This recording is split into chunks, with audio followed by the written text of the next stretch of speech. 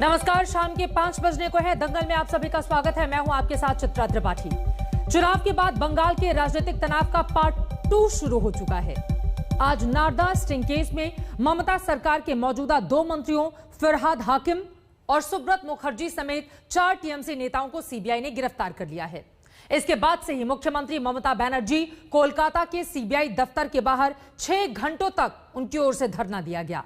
ममता सीधे सीधे CBI action को चुनौती दे रही हैं, तो कोलकाता में सीबीआई दफ्तर के बाहर टीएमसी के कार्यकर्ता और समर्थक सीबीआई दफ्तर की सुरक्षा में तैनात केंद्रीय सुरक्षा बलों से भिड़ रहे हैं।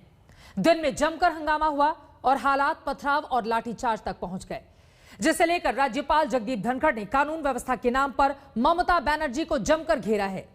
इसीलिए आज दंगल की बहस का हमारा मुद्दा है, क्या सीबीआई एक्शन में चुनाव का तनाव है? क्या अब सीबीआई का खेला शुरू हो गया है? यह रिपोर्ट देखिए, उसके बाद दंगल में करेंगे चर्चा की शुरुआत।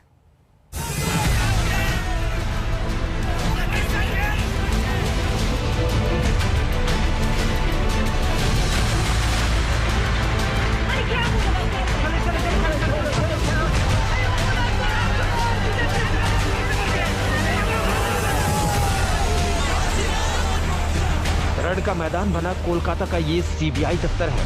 एक ओर ममता बनर्जी की पार्टी टीएमसी के कार्यकर्ता और समर्थक हैं, तो दूसरी ओर केंद्रीय सुरक्षा बल।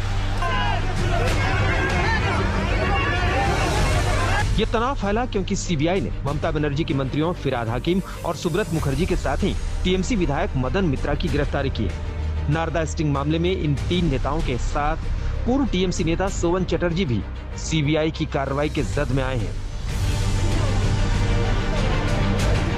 गिरफ्तारी से आग बबूला ममता कोलकाता में खुद सीबीआई दफ्तर तक पहुंचकर धरना देने लगी हैं, तो बाहर सीबीआई दफ्तर की सुरक्षा में तैनात केंद्रीय बलों के साथ टीएमसी कार्यकर्ताओं और समर्थकों की झड़प हो गई। 4 लोगों की गिरफ्तारी के बाद टीएमसी की ओर से राज्य भर में विरोध प्रदर्शन हो रहा है। इस वक्त हम लोग हैं निजाम पैलेस, जहां पर सीबीआई का दफ्तर है। उस कॉम्प्लेक्स का जो मेन गेट है, मेन गेट के सामने भी विरोध प्रदर्शन चल रहा है। जब से इन चारों को गिरफ्तार किया गया है, फिरहाद हकीम, मदन मित्रा, शोभन चटर्जी और सुब्रत मुखर्जी, इन चारों की गिरफ्तारी के विरोध में लगातार विरोध प्रदर्शन हो रहा है। कई बार गेट तोड़ने की कोशिश भी हुई है, लेकिन सेंट्रल फोर्सेस इस वक्त गेट पे तैनात की गई हैं। काफी संख्या में फोर्स यहाँ पर दी गई है। जो टीएमसी प्रदर्शनकारी हैं वो लगातार विरोध प्रदर्शन कर रहे हैं। उनका कहना है कि ये राजनीति से प्रेरित गिरफ्तारी है और इस तरह की गिरफ्तारी वो लोग सहन नहीं करेंगे। 2014 का नारदा स्टिंग मामला रह रहकर राजनीतिक हंगामा खड़ा करता रहा है। 2016 विधानसभा चुनाव से ठीक पहले जारी स्टिंग में भ्रष्टाचार के मामले में आज गिरफ्तार 4 नेता ममता की तब की सरकार में मंत्री थे। सीबीआई ने मौजूदा कार्रवाई अभी 7 मई को राज्यपाल जगदीप धनखड़ से मिली इजाजत के बाद की है, लेकिन इस मामले को शुरू से राजनीतिक बता रही टीएमसी को भी अपने नेताओं की गिरफ्तारी की भनक तक नहीं लगी। अपनी गिरफ्तारी के बाद ममता बनर्जी ने अपने वकीलों के जरिए ये कहलवाकर चुनौती दी है कि सीबीआई मुझे भी गिरफ्तार करे। This is a person who is subjected to each 7 years of maximum punishment. If you are less than 7 years or 7 years cannot be arrested like this. TMC CBI action पर सवाल खड़े कर रही है, तो राज्यपाल जगदीप धनखड़ ने सीबीआई दफ्तर के खिलाफ जारी हंगामे को लेकर राज्य की कानून व्यवस्था का मुद्दा फिर छेड़ा है। उन्होंने ट्वीट करके कहा है कि खतरनाक परिस्थितियों पर चिंतित हूँ। ममता संवैधानिक मान्यताओं और कानून के राज का पालन करे। राज्यपाल पहले से चुनाव के बाद हुई हिंसा को लेकर ममता सरकार पर आक्रामक रुख रख रहे हैं। कानून व्यवस्था को लेकर बीजेपी के नेताओं ने भी ममता पर हमला बोल दिया है।